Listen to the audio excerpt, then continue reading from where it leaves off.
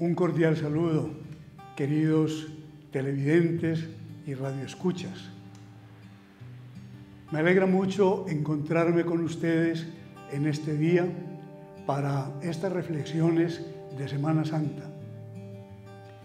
Quiero agradecerle cordialmente a Televid, Telemedellín, Teleantioquia, Minuto 30, a las emisoras, a las redes sociales que transmiten estas catequesis. En verdad, tenemos aquí un momento de reflexión, un momento de preparación al gran acontecimiento que la Iglesia Católica vive durante esta semana. Quiero agradecerle de un modo especial a los que se disponen en este momento a seguir durante estos días estas reflexiones y a querer entrar un poco más en el misterio de Cristo. Después del tiempo de Cuaresma, un tiempo que nos ha preparado, que nos ha conducido para llegar a la Semana Santa, nosotros nos disponemos a contemplar a Cristo que sube a Jerusalén, que allí entrega su vida en la cruz, pero que luego la recupera por la resurrección. Cada año hemos tenido unas catequesis que nos permiten hacernos conscientes de esta realidad, porque la celebración del misterio pascual no es simplemente un recuerdo o una representación teatral, es un verdadero acontecimiento de salvación. Lo que nosotros celebramos, si queremos, lo vivimos.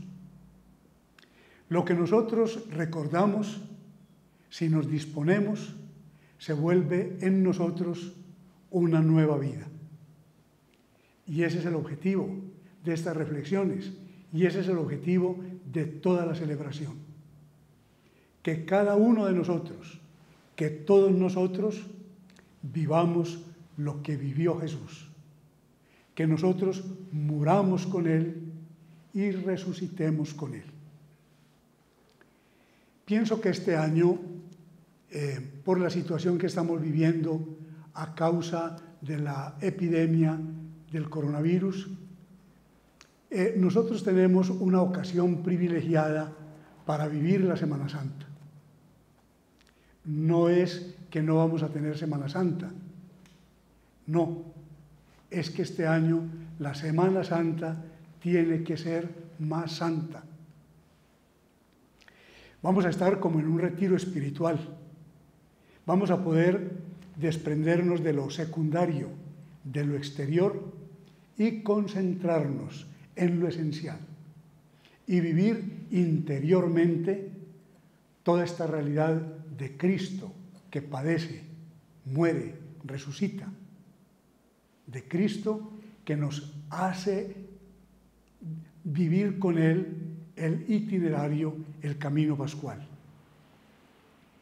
Y por eso yo quisiera que nosotros lográramos concentrarnos en Cristo, conocerlo un poco más, sentirlo más vinculado a nuestra vida, o mejor, sentir nuestra vida más unida a la suya.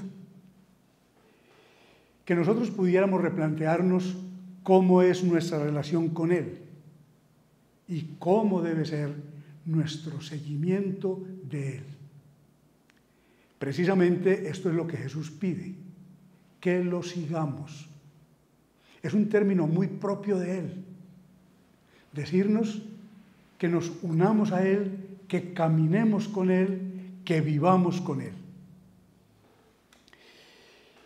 Y entonces, en un momento en el que estamos confinados a nuestras casas, en que podemos tener un cierto temor, en que vemos paralizadas nuestras actividades ordinarias, en que podemos sentir ciertas amenazas, qué importante este encuentro con Cristo para que Él nos dé sentido en nuestra vida, para que Él nos dé fortaleza para asumir toda nuestra realidad, para que Él nos abra horizontes de esperanza.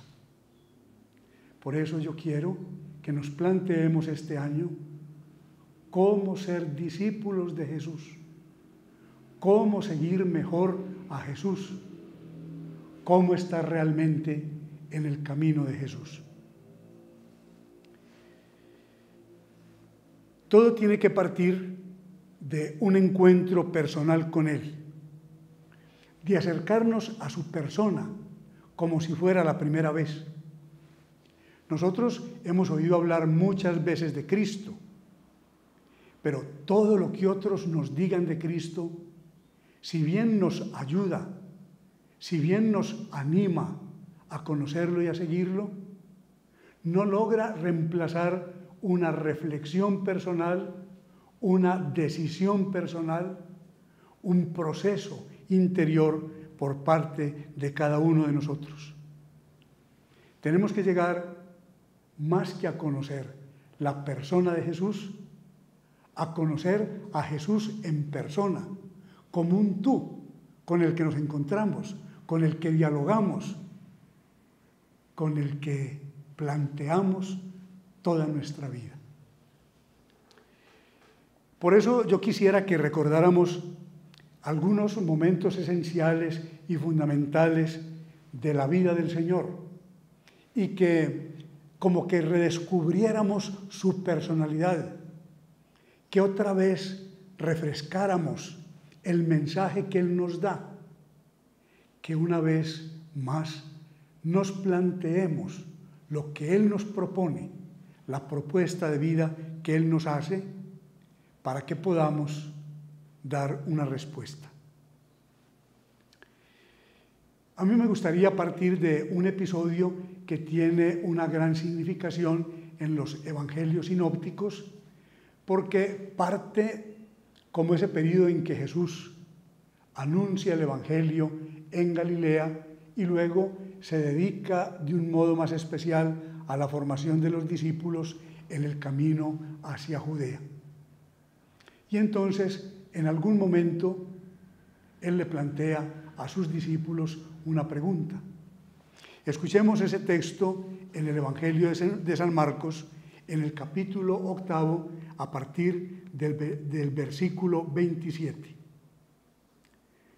Salió Jesús con sus discípulos hacia los pueblos de Cesarea de Filipo, y por el camino hizo esta pregunta a sus discípulos: ¿quién dicen los hombres que soy yo?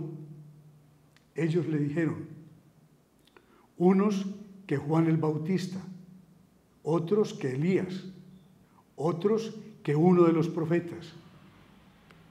Y Él les preguntaba: ¿y ustedes quién dicen que soy yo? Pedro le contestó: tú eres el Cristo. Y les mandó enérgicamente que a nadie hablaran acerca de Él. Este momento del encuentro de los discípulos con Jesús es fundamental. Es un momento que nosotros tenemos que repetir en nuestra vida. Jesús comienza como con un sondeo de opinión. ¿Quién dice la gente que soy yo? Y los discípulos le proponen varias posiciones que se tienen sobre Él. Pero Jesús no se queda en lo que otros dicen. Lleva a sus discípulos a que ellos mismos den una respuesta. ¿Y ustedes? ¿Ustedes quién dicen que soy yo?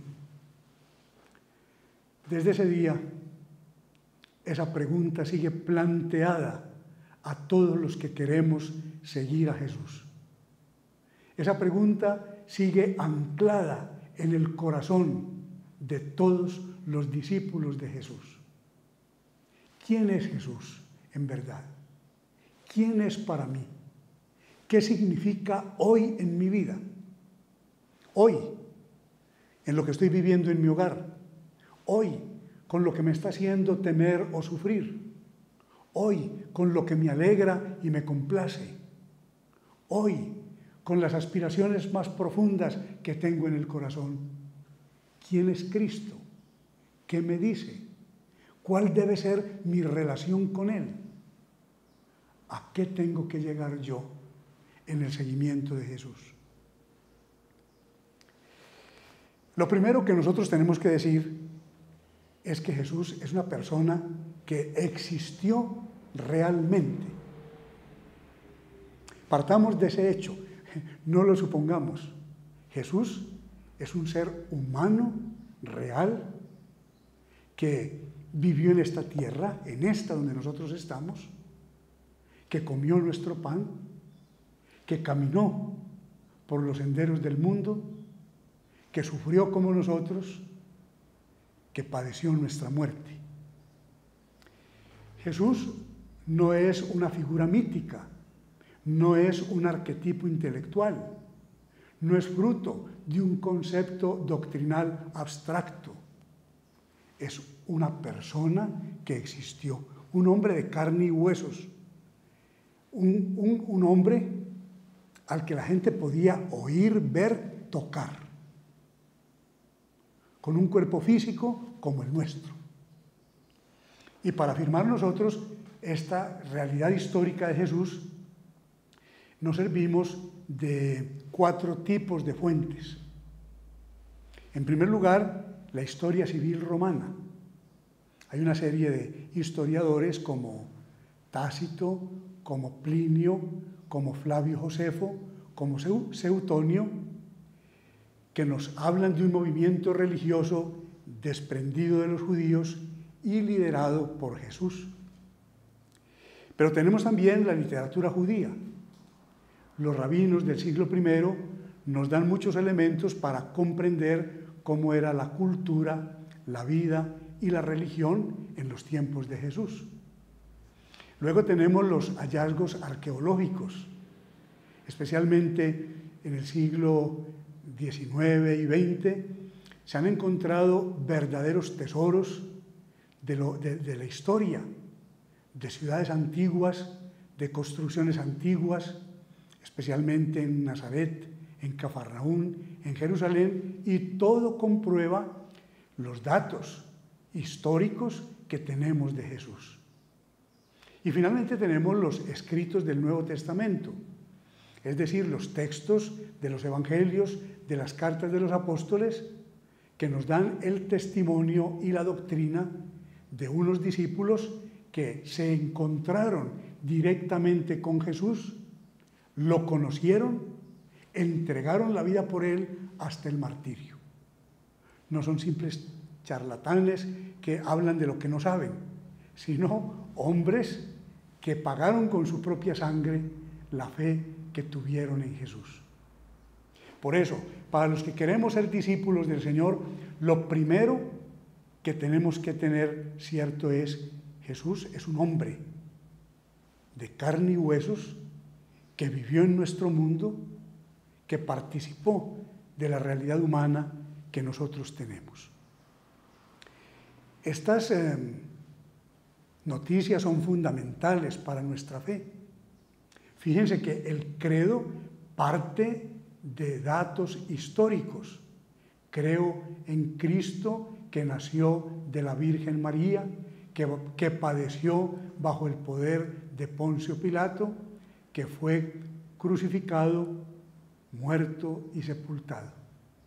Son datos históricos que se dan en una persona real. Sabemos que fue un hombre de la raza judía que nació en un territorio que estaba bajo el dominio de los romanos y que llamaban en ese tiempo Palestina, que estaba dividido en 3 grandes partes: Galilea hacia el norte, bajo el dominio de Herodes Antipas, Samaria hacia el centro y Judea hacia el sur, que estaba bajo el dominio de un procurador romano llamado Poncio Pilatos. La capital de este territorio, de Palestina, estaba en Judea y se llamaba Jerusalén. Allí, en todo este territorio, se practicaba la religión judía basada en la ley de Moisés y en los escritos de los profetas. Giraba en torno a dos instituciones. El Templo de Jerusalén era el único templo en toda Palestina.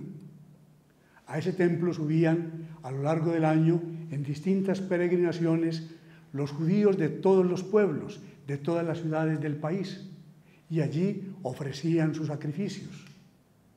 Y luego la segunda institución muy importante eran las sinagogas. Eran como unas escuelas que había en cada población donde los judíos se reunían a leer la ley de Moisés, a escuchar la doctrina de los profetas, a orar y a encontrarse como comunidad. El judaísmo de ese tiempo estaba dividido en varios grupos, en varias sectas o partidos. Por eso nosotros en el Evangelio oímos hablar de los fariseos, de los saduceos, de los herodianos, de los esenios. Eran grupos. Todos practicaban el mismo judaísmo, pero tenían distintas visiones. Vemos a Jesús en discusión con unos y otros, pero nunca se deja encasillar en ninguno de estos partidos. Jesús hace su camino, Jesús cumple su misión. Este pueblo vivía de la agricultura, del cuidado de los rebaños, de la pesca, del comercio, de los distintos servicios que se prestaban unos a otros. Jesús nació en una familia de artesanos. La madre de Jesús se llamaba María, desposada con José, que era un carpintero, que era un artesano. Pero Jesús no nació en Nazaret, donde vivían sus padres, sino que nació en Belén, porque en el momento en que iba a nacer, José y María debieron ir a Belén para cumplir una orden del emperador de que todos tenían que empadronarse, que todos tenían que censarse. Y así se cumplió la profecía de que el Mesías nacería en la patria de David.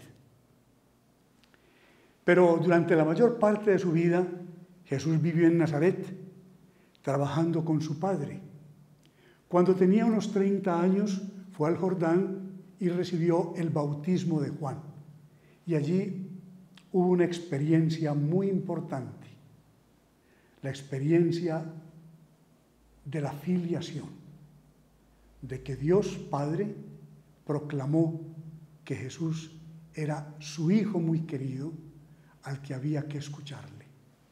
Y desde entonces empieza Jesús lo que llamamos su vida pública, es decir, su ministerio, su servicio a la misión que el Padre le había encomendado.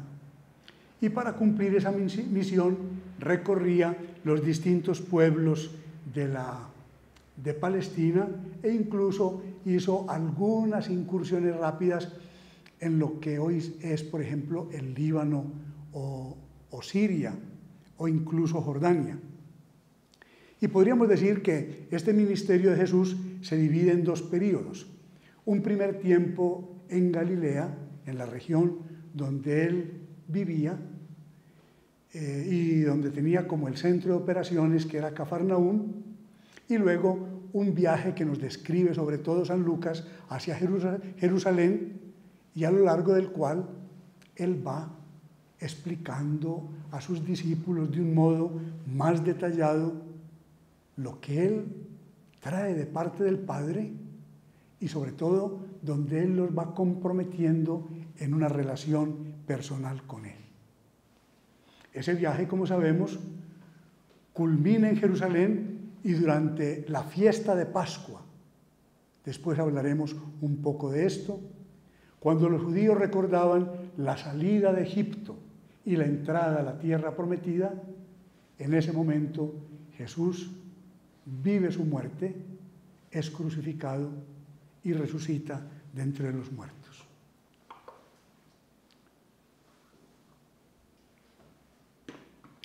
Nosotros como discípulos de Jesús tenemos que encontrarnos con Él, así como Él es, una persona real, un ser histórico.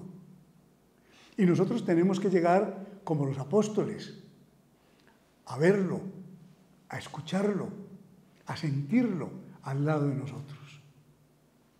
Y por eso entonces, en estas reflexiones en las que yo quiero plantear que debemos ser discípulos, yo les muestro esta realidad del Señor para que cada uno de nosotros nos podamos preguntar, ¿y yo de verdad lo conozco?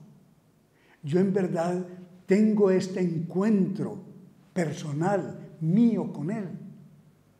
¿Yo he logrado sentir a Jesús como alguien mío, como alguien cercano, y yo me siento suyo?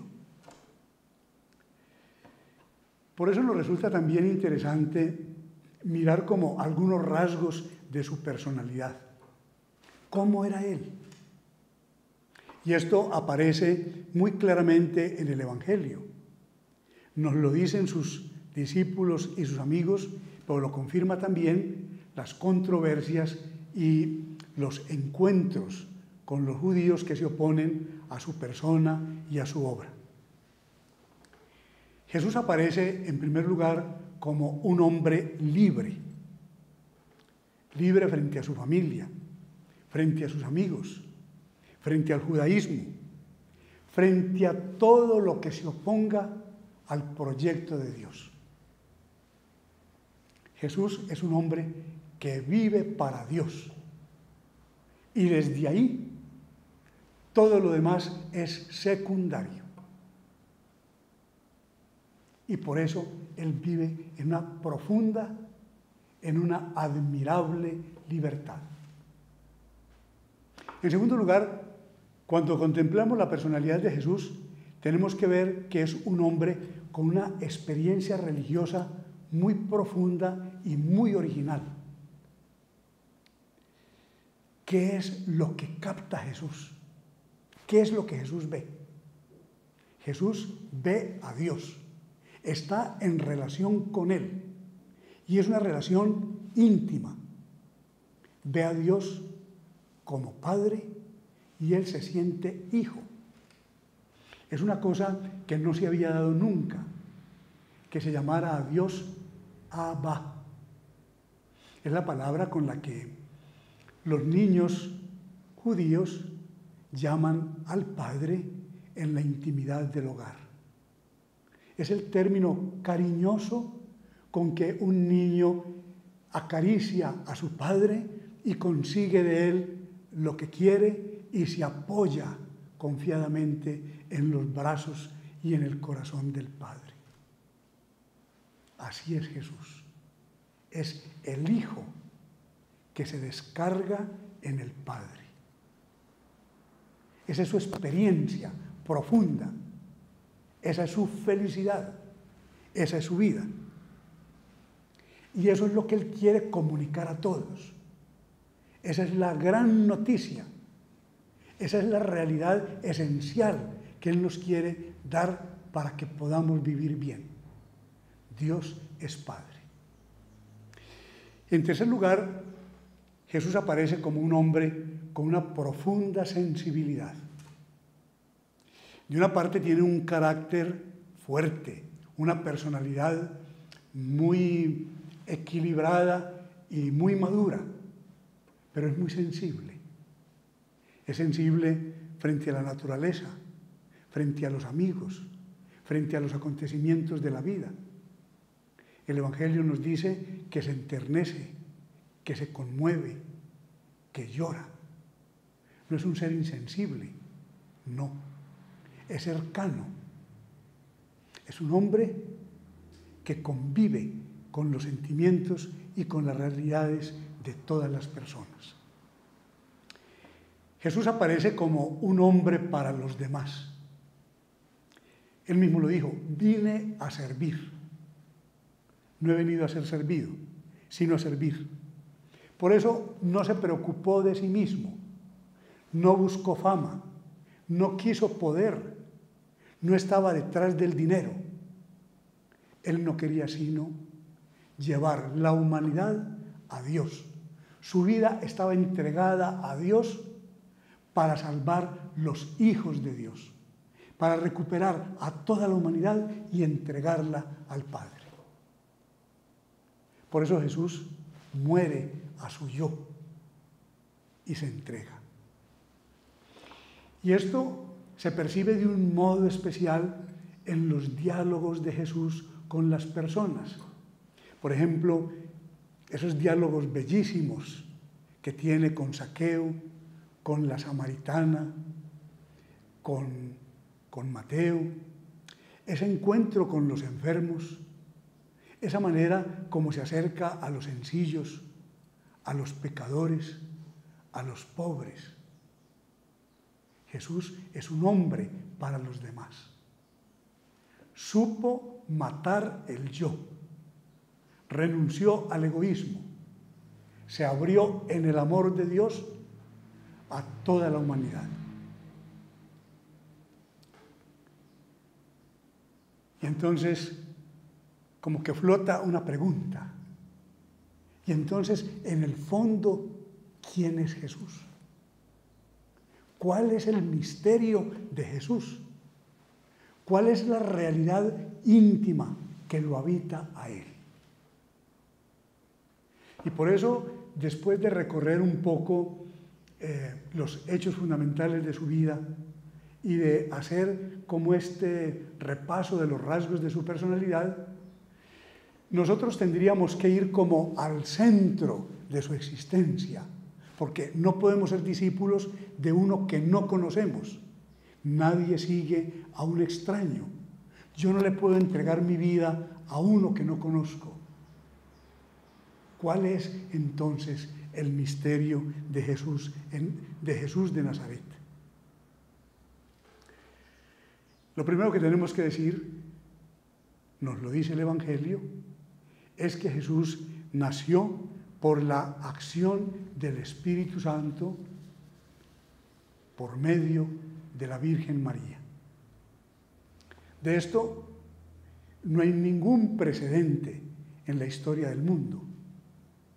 Alguien que haya nacido sin intervención de varón, por obra del Espíritu Santo.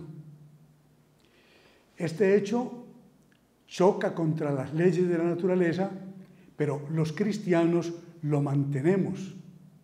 Muchos se han burlado de este hecho, desde los tiempos de los apóstoles y de los padres de la Iglesia. Sin embargo, es lo que nos permite a nosotros conocer a fondo a Jesús. Jesús, como dijo el ángel, es el santo que debía nacer y que se llamaría Hijo de Dios. No es solamente que Jesús dijo que era Hijo de Dios, que Jesús se sintió Hijo de Dios. No, es que realmente el Hijo de Dios, porque la palabra, la sabiduría, la razón profunda de todas las cosas que desde la eternidad habita en Dios, se encarnó en las entrañas benditas de María. Esto es un acto creador. Se sale de lo ordinario y de lo común porque es precisamente el comienzo de una etapa nueva en la historia de la humanidad. Es la plenitud de los tiempos. Si al comienzo comenzó todo el universo y la humanidad, en este momento de la encarnación del Hijo de Dios, comienza una nueva etapa para toda la humanidad. Cristo es un don, un regalo de Dios. No tiene como Padre sino a Dios. ¿Cuál es el secreto de Jesús? Jesús es la gran revelación de Dios a la humanidad. Es superior a Moisés. Él ha venido a darle el cumplimiento a la ley. Por eso encontramos en el Sermón de la Montaña cómo corrige, cómo complementa, cómo explica la ley, cómo la lleva a la perfección. Por eso en Jesús se cumplen todas las profecías. Por eso en Él se realiza todo lo que Dios ha anunciado al pueblo de Israel, que preparó su venida y que fue el ambiente cultural y religioso en el que Él pudo hacer esta revelación definitiva de Dios. ¿Cuál es el secreto de Jesús? Pues que Él nos trae la salvación definitiva, es decir, la realización plena, integral de toda persona y de toda la humanidad. Por eso, Él viene a combatir la realidad que nos destruye, el mal y el pecado. Él no viene con soluciones secundarias. Él no llega con realizaciones periféricas a la vida del hombre y de la sociedad. Él va al fondo. Él quiere arrancar el pecado del corazón, ese desequilibrio, ese mal, esa tragedia interior que no nos permite vivir en Dios para los demás. El misterio de Jesús, el secreto de Jesús, que es verdaderamente Hijo de Dios. Por eso Él vive en una confianza ilimitada en el Padre. Y Él quiere enseñarnos esa relación filial. Y dice, todo me ha sido entregado por mi Padre, y nadie conoce bien al Padre sino el Hijo.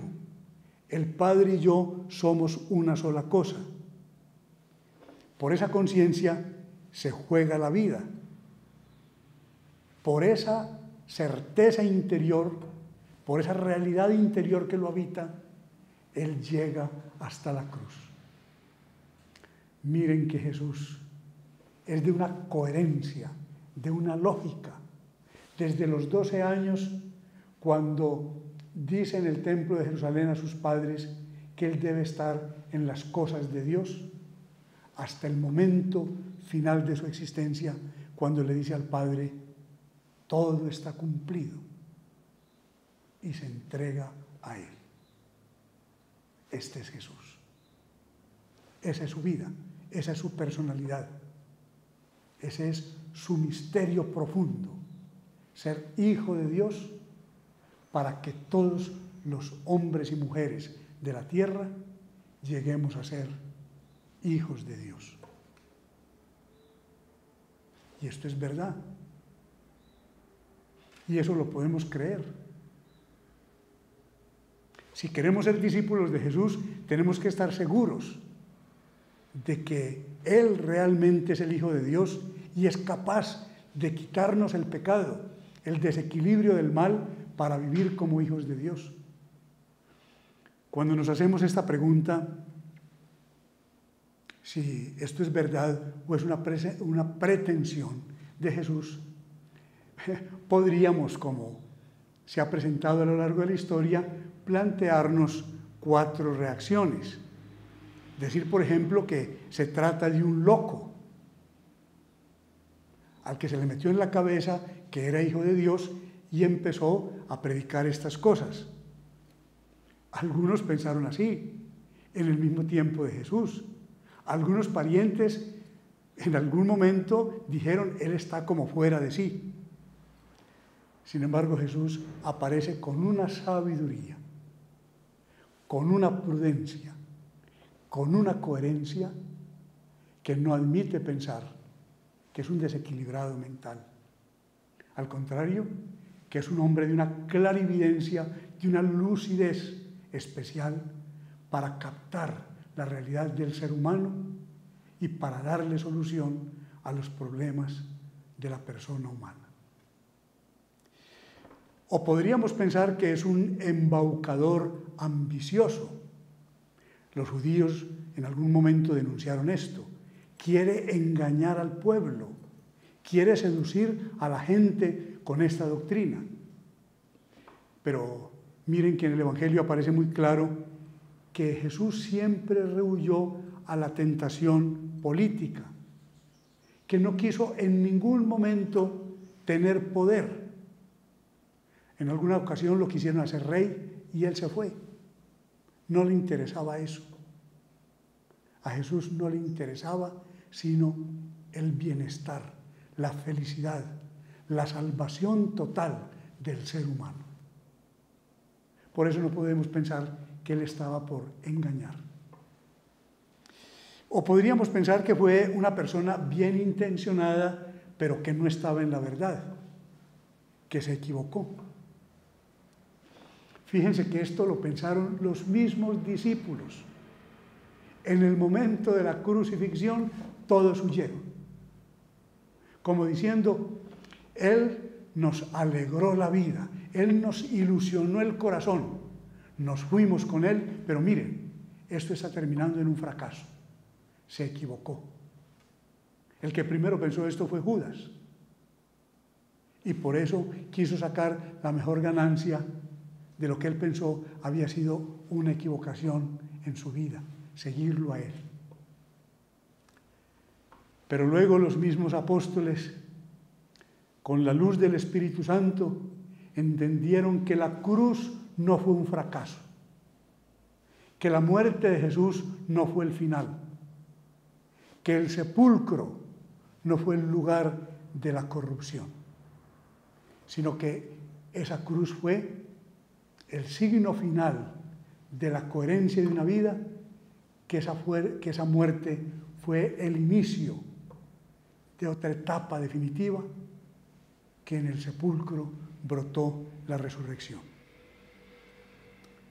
Y por eso a nosotros no nos queda sino mirar a Jesús como el Hijo de Dios vivo. Eso fue lo que contestó Pedro cuando Jesús les preguntó: ¿y ustedes quién dicen que soy yo? Tú eres el ungido, el Cristo. Tú eres el que viene de parte de Dios. Tú eres el Hijo muy amado de Dios. Esa fue la confesión de Pedro. Esa ha sido la convicción de todos los que en estos 20 siglos hemos creído en Él y lo queremos seguir. Por eso, para dar una respuesta a Jesús, no basta conocer los datos de su historia, no basta simplemente que su personalidad nos atraiga, no basta únicamente asentir intelectualmente a su mensaje. Es necesario que el Padre nos atraiga. Esto no te lo ha revelado nadie de carne y hueso. Esto, le dice Jesús a Pedro, te lo ha revelado mi Padre. Para poder encontrarnos con Cristo necesitamos la fe. Y la fe es un don de Dios que nos atrae y nos lleva a Jesús. Entonces nosotros, ¿qué podemos decir de Jesús? ¿Quién es Él para mí? ¿Qué ha significado Él a lo largo de mi vida? ¿Cuántos años tenemos? Fuimos bautizados casi todos al comienzo de nuestra vida. Decimos que somos sus discípulos. ¿En qué consiste ese discipulado? En un título de católicos que no tiene ninguna relevancia ni ningún compromiso. O hay una relación personal, hay un conocimiento, hay un amor de Él, hay un seguimiento de Jesús. ¿Cómo me siento en este momento de mi vida frente a Jesús? ¿Qué necesito yo de Él? ¿Qué me está ofreciendo Él hoy? ¿Y qué respuesta me pide? Para continuar en esta reflexión sobre nuestra condición de discípulos, tenemos que encontrarnos también con el mensaje fundamental de Jesús. Porque Jesús se dedica a enseñar. La gente lo llama maestro y Él reconoce ese título. Les dice: ustedes me llaman maestro y dicen bien porque lo soy. ¿Qué clase de maestro es Jesús? Es interesante conocer esto. ¿Qué maestro es Jesús? En primer lugar, Jesús es un maestro itinerante. Los rabinos judíos tenían como una escuela, con un grupo de discípulos a los que formaban. Jesús, en cambio, va por las aldeas, va por las ciudades, anunciando a todos los que encuentra, a las multitudes, su mensaje.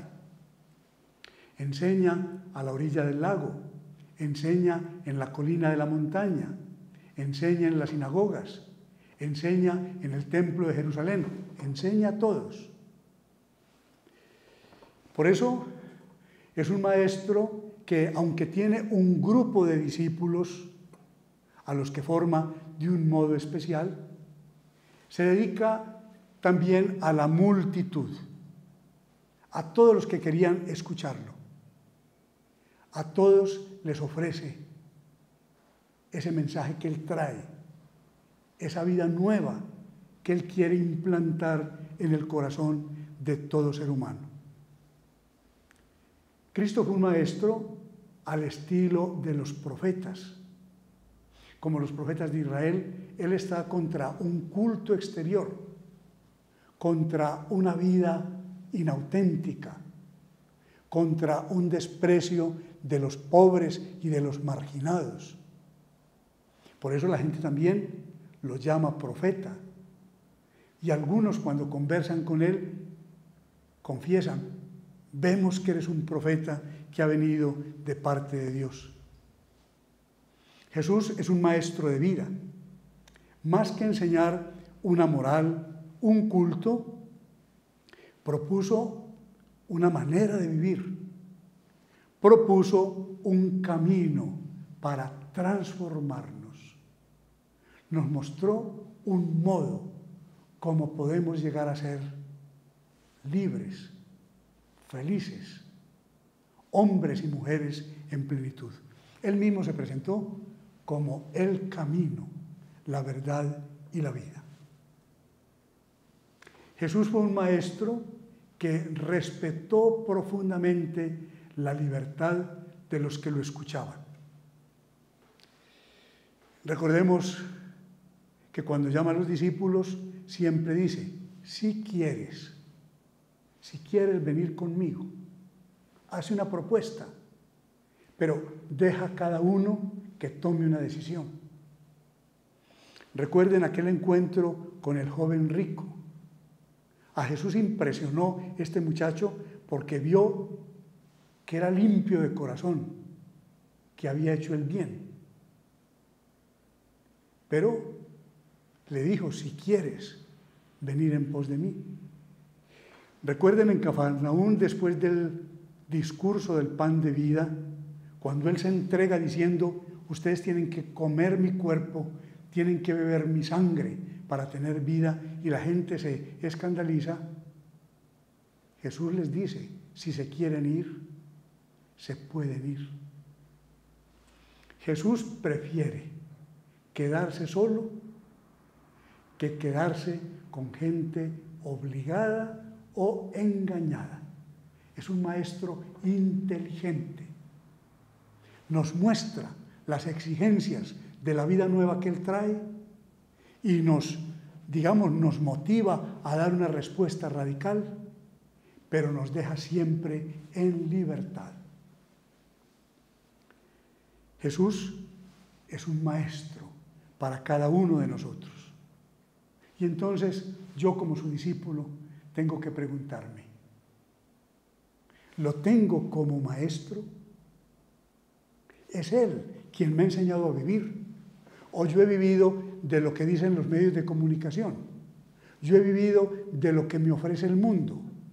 Yo he vivido de lo que me piden las pasiones.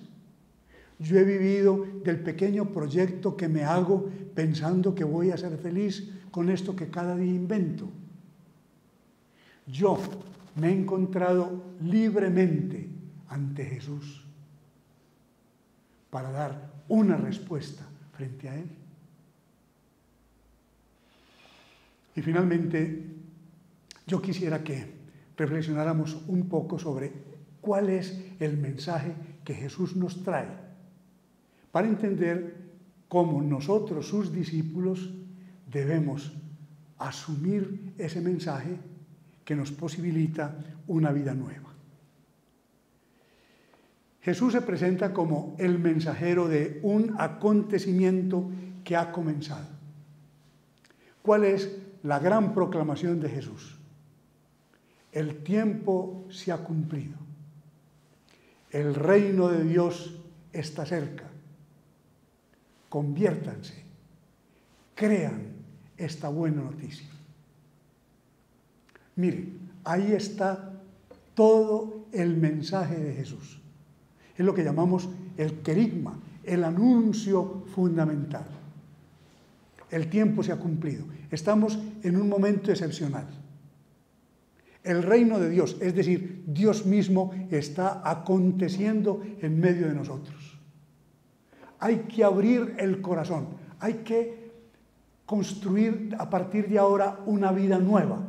No nos podemos quedar instalados en lo que éramos.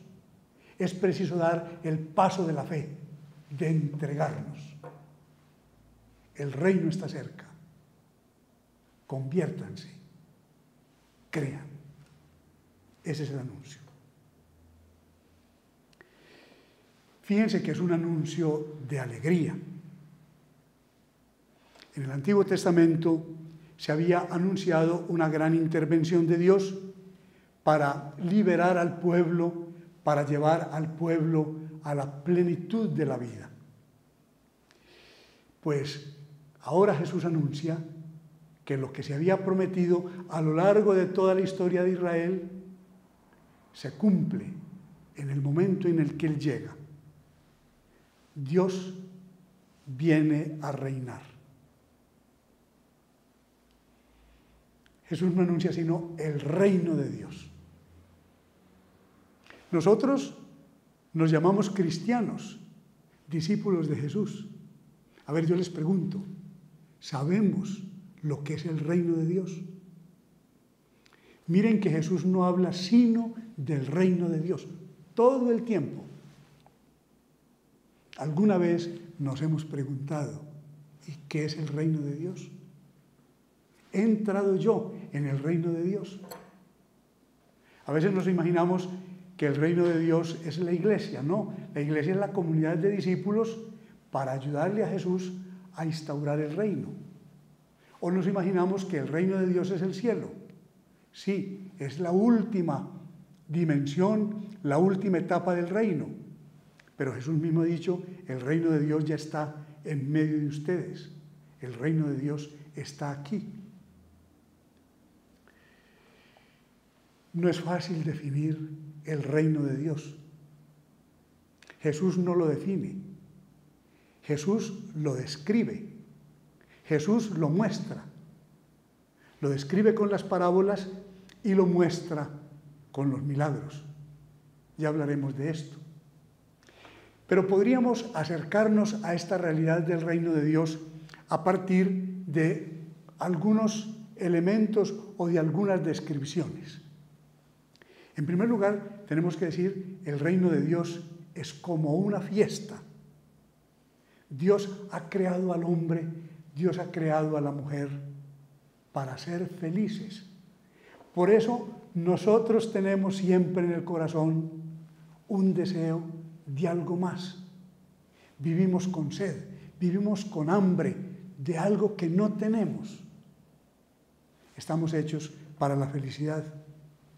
Y por eso cuando Jesús anuncia el reino de Dios, lo anuncia como un banquete en el que vamos a quedar saciados.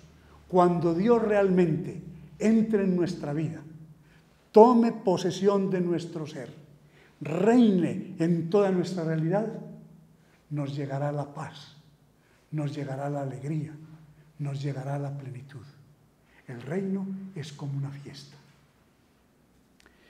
El reino de Dios es una gracia.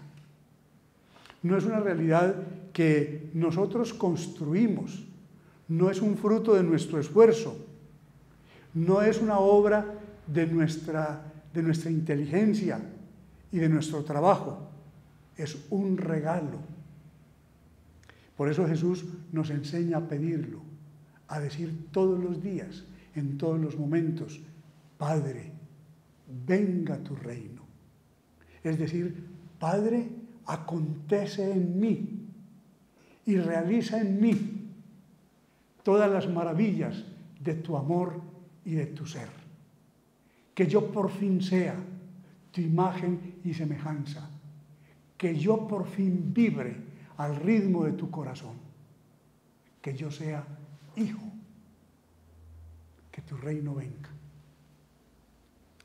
El reino es una fuerza transformadora. Es algo que cuando irrumpe en la persona, la cambia desde dentro, la libera del mal, la sana, le produce adentro una gran alegría, despierta en la persona todas sus posibilidades. El reino es como un poco de levadura que, así como la levadura fermenta la masa, va transformando el corazón, el núcleo, el centro de la persona humana, hasta ser una nueva criatura, un ser nuevo. El reino aparece como una nueva forma de vivir porque transforma todas mis relaciones. Todos nosotros tenemos 4 grandes relaciones: con Dios, con nosotros mismos, con los demás, con este mundo maravilloso en el que vivimos. Y entonces yo puedo tener con Dios una relación de lejanía o de miedo. Conmigo mismo puedo tener una cantidad de angustias, de complejos, de desequilibrios. Con los demás puedo tener tantos contratiempos. Cuando el reino de Dios llega a mí, cambian mis relaciones. Dios es mi Padre, yo soy su Hijo, todos los demás son mis hermanos. Este mundo es un don maravilloso que yo tengo que cuidar y administrar para el bien de todos.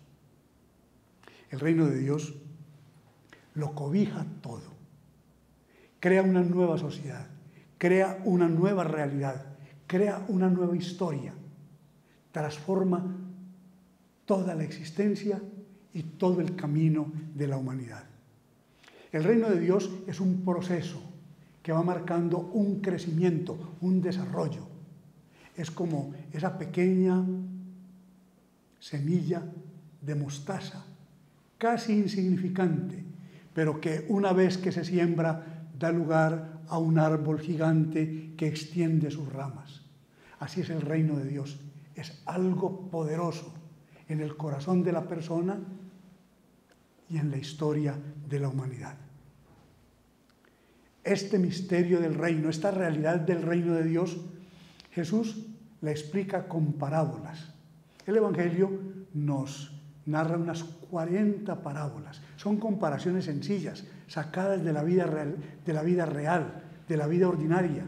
Jesús las usa para que la gente la entienda y para que vean que el reino de Dios, siendo una realidad trascendente, es también una realidad de la vida cotidiana. Y Jesús prueba toda la realidad del reino de Dios a partir de los milagros, que Él los ve más que como un hecho teatral o como una realidad portentosa, como un signo de que Dios realmente está actuando, como un signo de que Dios está aconteciendo en cada persona y en toda la historia. Y por eso todos los milagros revelan algo. Cuando cura de la lepra, está indicando que el reino de Dios nos purifica del pecado. Y cuando hace ver un ciego, está diciendo que ahora nosotros podemos ver toda la maravilla de Dios. Y cuando cura un sordo, nos está diciendo que ahora podemos escuchar lo que Dios le dice al corazón, a cada persona. Y cuando resucita un muerto, nos muestra que para nosotros puede comenzar hoy, si queremos, una nueva vida. ¿Queremos ser discípulos de Jesús? ¿Queremos seguirlo? Aquí hemos contemplado un poco su vida, su personalidad, su enseñanza, la obra que Él quiere realizar. Ahora, ¿quién es Él para mí? ¿Qué respuesta le quiero dar? Yo los invito a que terminemos en oración, a que cada uno de nosotros,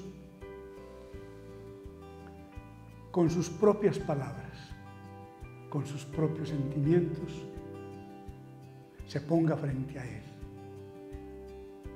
y le digamos: Señor, nunca acabo de conocerte, no sé amarte plenamente, no he podido seguirte todavía, pero yo sé que tú eres el Hijo de Dios, el que tenía que venir al mundo, y hoy yo te quiero entregar mi vida para que tú me ayudes a ser feliz y para que yo pueda continuar tu obra ayudándole a los demás a ser felices.